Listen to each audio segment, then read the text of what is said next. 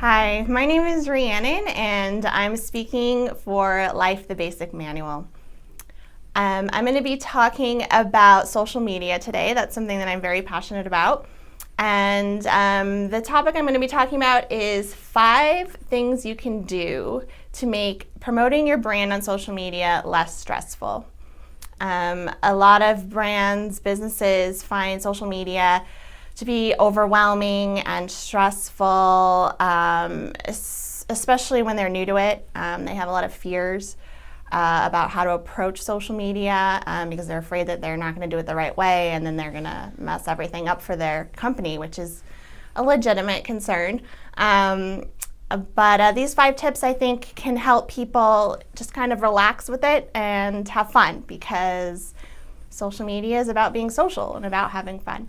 So I guess my first tip would be to create a schedule that works for you, because too often people feel like that they have to post every day. And that, they don't even want to bother with social media, because if they don't have time to be posting on Facebook and Twitter and Instagram every day, then they're not even going to start. And to that, I would say, that's awesome if you do have time to do it every day, but if you don't, you don't. And social media, if you're not careful, can become a real time suck. And I think that's where a lot of people's stress comes from. So the most important thing is to focus on quality. And if you only have time to create one really great post a week, then that's fine. You post one really great post a week. The way the social media algorithm works, actually, is that it rewards people who post great content. And it only wants to show people great content.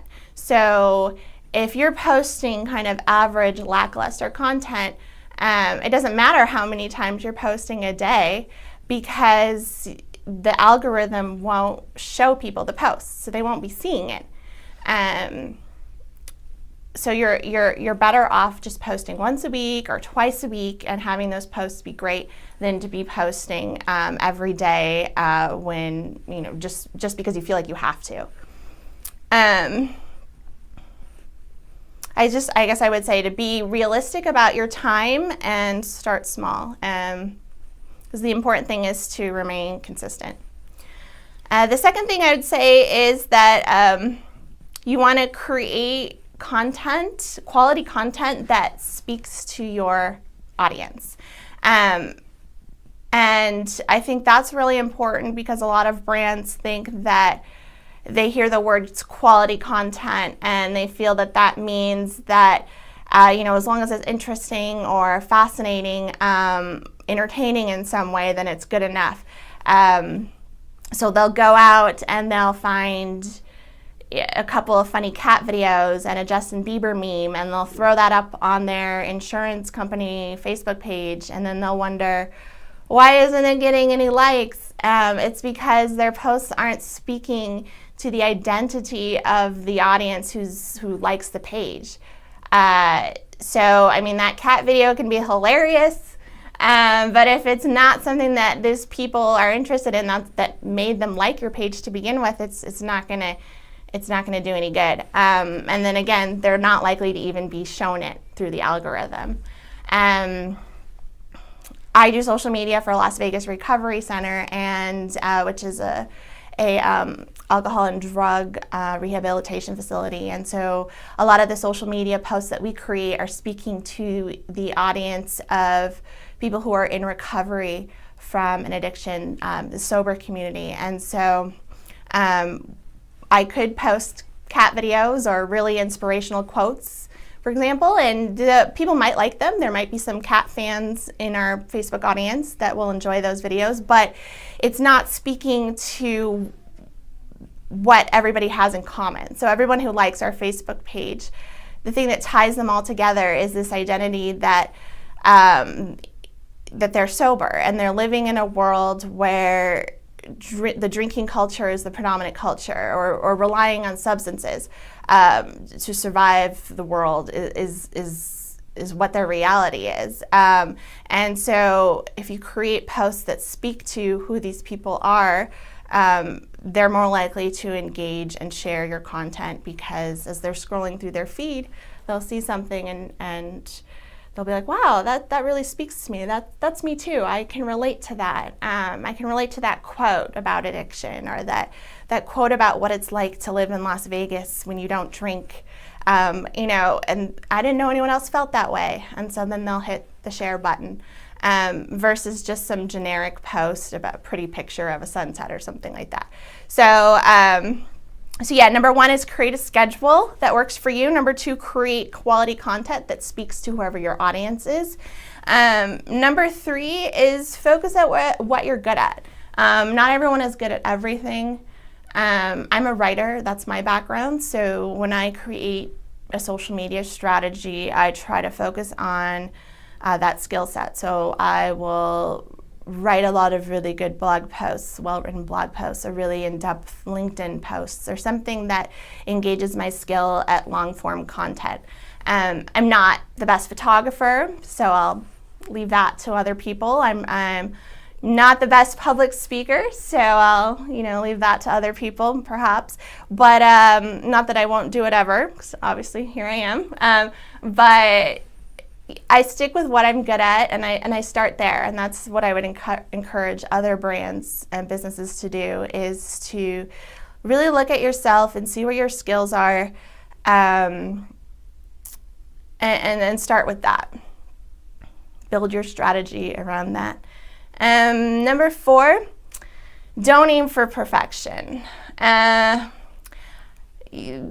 Obviously, it's a good tip for life in general, but as it applies to social media, I would say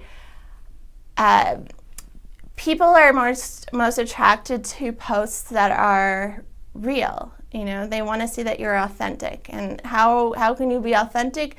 By being yourself. And not everybody's perfect. And I think people can read that in social media posts more than you would think. So, for example, posting stock photography isn't always a great idea, just because even if they don't know that you purchased that photo from a stock website, it can come across, because it's, the people that look like they just came off of a model runway, or the lighting is too good.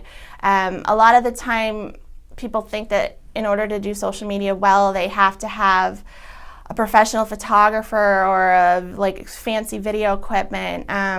You just use your iPhone, and that can be good enough, and it actually can be better than a $1,000 camera a lot of the time. I would say take photos that show people being their real messy human selves, because that's how we are sometimes. So don't overstage things, don't over-edit videos. You want to have a little bit of imperfection in everything that you post. Subtly, of course, but yeah. Number 5 is to have fun. So I think it's easy to get into a habit, especially if you're like me and you do this for a living, is just treating social media like it's a chore. I got to post on Facebook today. It's almost 5 o'clock and I didn't post, and oh my gosh. But it's about being social. It's about having fun. And, if you're not having fun, if you're not enjoying posting things, your audience probably isn't going to enjoy your posts either. And so if you do start to feel like it's become a drag, I would see that as a red flag of sorts, and kind of a chance to rethink your strategy, and maybe step back from what you have been doing and try something new, or maybe step back from social media in general and just take a little break. Okay, so yeah, those are my 5 tips for surviving social media and promoting your business without going a little bit crazy in the process. So I hope this has helped, and thank you.